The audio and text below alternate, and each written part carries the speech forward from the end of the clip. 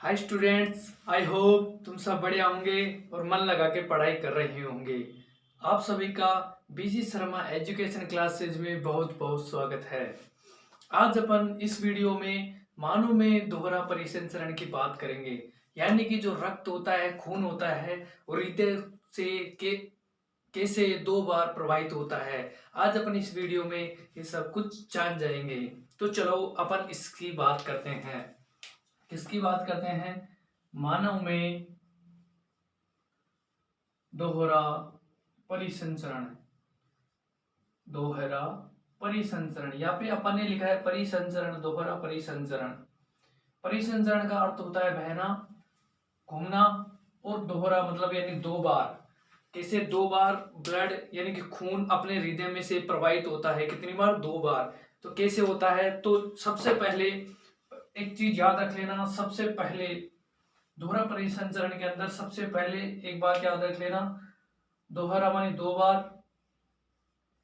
और परिसंचरण मानी बहना यानी कि घूमना। कैसे दो बार खून अपने हृदय के अंदर से घूमता है। तो इसको याद करने की सबसे पहली चीज है, तो पहला पॉइंट है वो याद रख लेना, जो शुद्ध रक्त होता है। क्या? जो शुद्ध रुधिर होता है। यहां से स्टार्ट नहीं करके अपनी इधर से स्टार्ट करें कि जो शुद्ध रुधिर होता है, यानी कि जो शुद्ध रुधिर होता है, शुद्ध रुधिर कौन सा होता है? जिसके अंदर CO2 नहीं होती, क्या होती है? ऑक्सीजन होता है, उसे शुद्ध रुधिर कहते हैं। तो ये शुद्ध रुधिर होता है वो किस में आता है? ये आता है सबसे पहले बाएं आलिंद में। किसमें? बाएं आलिंद में। ये चीज याद रखना है, इससे अपना दोहरा परिसंचरण पूरा अपन याद कर लेंगे। शुद्ध रुधिर, ऑक्सीजन युक्त रुधिर सबसे पहले किस में आता है? बाएं आलिंद के अंदर आता है। बाएं आलिंद से, बाएं आलिंद के बाद रुधिर किस में जाता है? बाएं आलिंद के बाद रुधिर जाता है बाएं नीले के अंदर। किसमें? बाएं नीले के अंदर। बाएं नीले के अंदर चला जाता है। किसके अंदर चला जाता है? बाएं नीले के अंदर चला जाता है। अब बाएं नीले के बाद रुधिर किस में जाता है? बाएं नीले से रुधिर चला जाता है किसमें? महाधमनियों में। किसमें? महाधमनी। ये बड़ी धमनियां होती है महाधमनी, और महाधमनी के बाद जो रुधिर होता है, महाधमनी के बाद रुधिर चला जाता है धमनियों में। किसमें? महाधमनियों से रुधिर किसमें चला जाता है? धमनियों में चला जाता है। किसमें? धमनियों में चला जाता है। धमनियों में चला जाता है। धमनियों में चला जाता है। अब धमनियों से रुधिर किसमें प्रवाहित हो जाता है? धमनियों से रुधिर चला जाता है किसके अंदर? ऊतकों के अंदर, यानी कि जो शरीर के ऊतक या अंग होते हैं उनके अंदर चला जाता है। ऊतक या अंगों के अंदर यह चला जाता है। अब जो महाधमनी और धमनियों में जो रुधिर बहता है वो होता है O2 युक्त, ऑक्सीजन युक्त युक्त होता है, यानी शुद्ध रुधिर होता है। कौन सा रुधिर होता है? शुद्ध रुधिर बहता है। किसके अंदर? किसके अंदर शुद्ध रुधिर बहता है? धमनियों और महाधमनियों में शुद्ध रुधिर बहता है। अब महाधमनी से रुधिर आ गया धमनियों में, धमनियों से रुधिर चला जाएगा ऊतक या अंगों में, ऊतक या अंगों से रुधिर अब किस में चला जाएगा? उसके बाद में रुधिर चला जाएगा शिराओं के अंदर। किसके अंदर? शिराए के अंदर। शिराओं, शिराए में, या फिर यहाँ पे लिख लो शिराओं में। किसमें चला जाता है? शिराओं में चला जाता है। शिराओं के बाद में रुधिर किसमें जाएगा? महाशिराओं में। किसमें चला जाएगा? महाशिराओं में चला जाएगा। किसमें? महाशिराओं में चला जाएगा। महाशिराओं किसमें आ जाता है? ये महाशिराओं में आ जाता है। और ये महाशिराओं के बाद में अब देखो यहाँ पे क्या होता है, यहाँ पे जो महाशिराओं में और शिराओं में जो रुधिर बहता है वो कौन सा होता है? CO2 युक्त रुधिर होता है। कौन सा रक्त होता है? CO2 युक्त रुधिर। CO2 युक्त रुधिर होता है, यानी कि अशुद्ध रुधिर होता है। कौन सा रुधिर होता है? अशुद्ध रुधिर। कौन सा? अशुद्ध रुधिर होता है, जो कि किसमें घूमता है? शिराओं और महाशिराओं के अंदर चल आता है। उसके बाद में महाशिराओं से रुधिर किसमें चला जाएगा? यह चला जाएगा दाएं आलिंद के अंदर। किसमें? दाएं आलिंद के अंदर यह रुधिर चला जाता है। किसमें? दाएं आलिंद के अंदर। किसमें जाएगा? दाएं आलिंद के अंदर यह रुधिर चला जाता है। और दाएं आलिंद के बाद में यह रुधिर चला जाता है बाएं आलिंद में। ओ, किसमें चला जाता है? दाएं नीले के अंदर चला जाता है। दाएं आलिंद से किसमें जाएगा? दाएं नीले में चला जाता है, दाएं नीले में चला जाता है।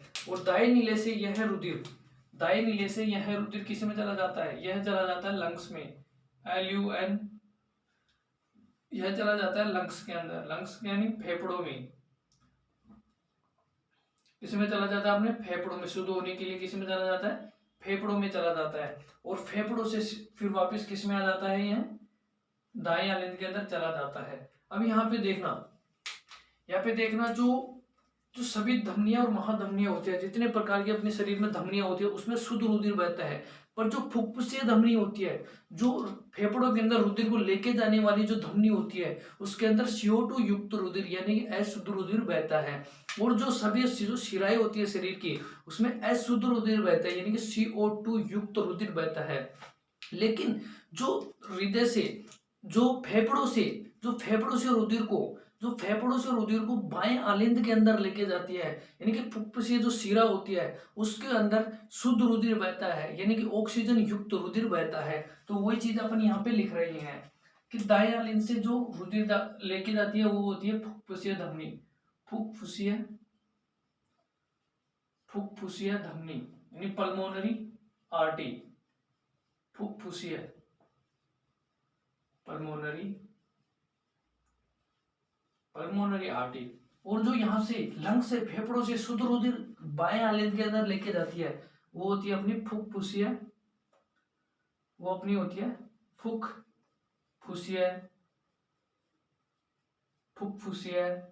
फुफ्फुसीय शिरा। क्या होती है, फुफ्फुसीय शिरा यानी कि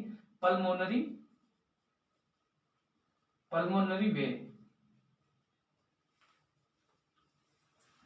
आई बात समझ में, क्या पढ़ा, ये तो अपना दोहरा परिसंचरण हो गया। देखो हृदय से 2 बार रक्त गुजर चुका है, इधर देखो दाएं आलिंद, दायां नीले, ये अपना हृदय का एक पार्ट हो गया। आगे यदि बात करते हैं बाएं आलिंद और बाएं नीले की, ये अपना हृदय का दूसरा पार्ट हो गया, यानी कि दाएं आलिंद, दाएं नीले, बाएं आलिंद और बाएं नीले, ये अपने हृदय के पार्ट होते हैं। हृदय के 4 भाग हो गए, बाएं आलिंद, बाएं नीले, दाएं आलिंद, दाएं नीले। यानी कि एक बार तो रुधिर, शुद्ध रुधिर बाएं आलिंद से बाएं नीले से होता हुआ महाधमनियों में चला गया, एक बार तो यहाँ पे घूम गया, दूसरी बार कहाँ घूमा रुधिर, महाशिराओं से होता हुआ दाएं आलिंद से दाएं नीले में चला गया और दाएं नीले से फुफ्फुसीय धमनी के अंदर चला गया। ये एक बार यहाँ से घूमा, यानी कि अपने क्या लिखा, 2 बार घूमेगा, एक बार तो ये घूम चुका है रुधिर और दूसरी बार यहाँ से ब्लड, खून यहाँ से घूम चुका है, यानी कि 2 बार यहाँ से रुधिर से निकल चुका है, इसलिए इसको बोल दिया दोहरा परिसंचरण। में घूमना या चलना, या तो 2 बार हो गया है, यानी कि इसको अपन क्या बोल दिया, दोहरा परिसंचरण तंत्र बोल दिए। अब देखो एक चीज यहाँ पे मोस्ट इंपोर्टेंट मैं बात बता देता हूँ कि जो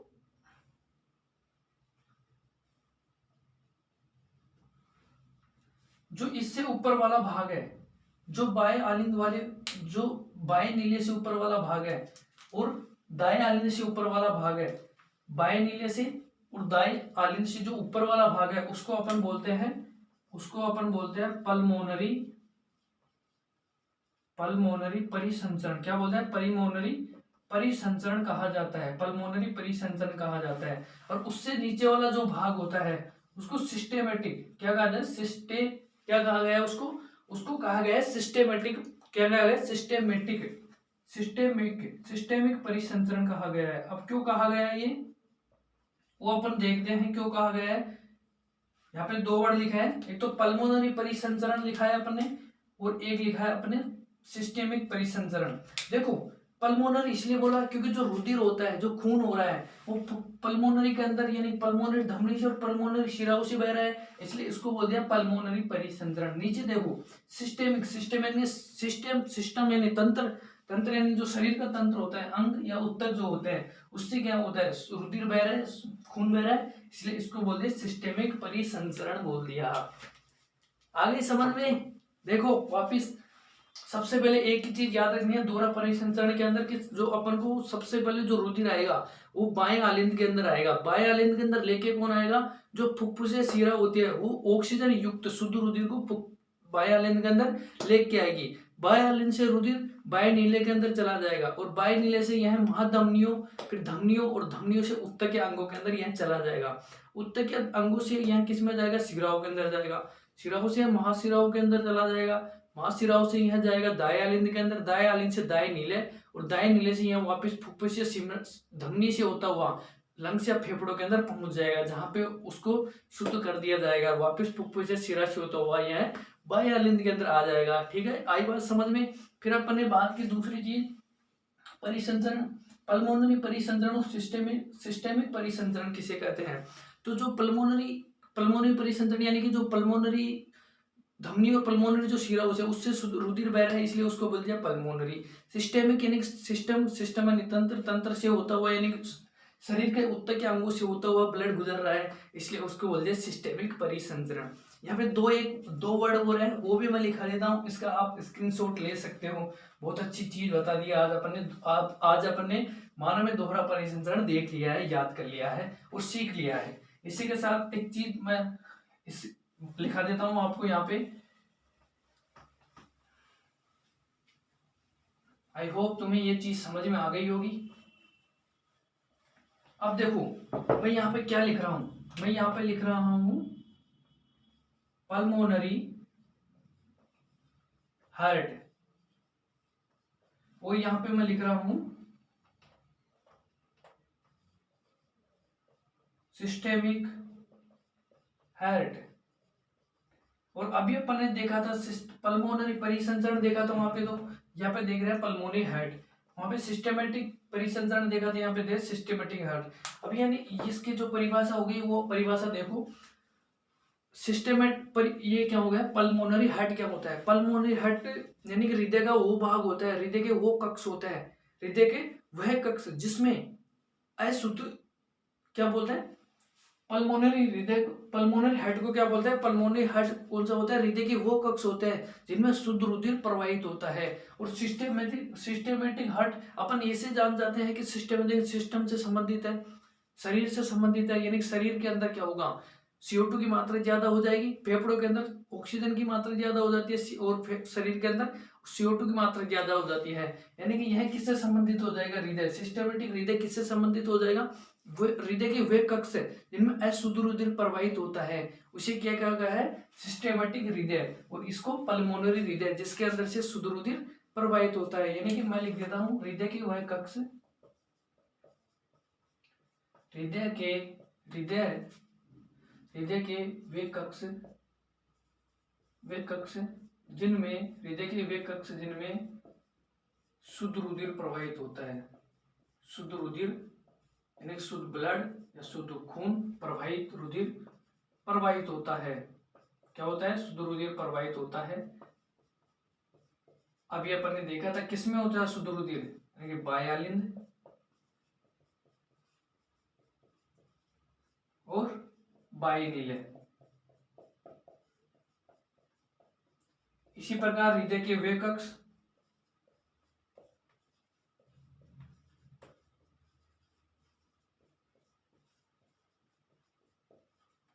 जिनमें अशुद्ध रुधिर बहता है या प्रवाहित होता है।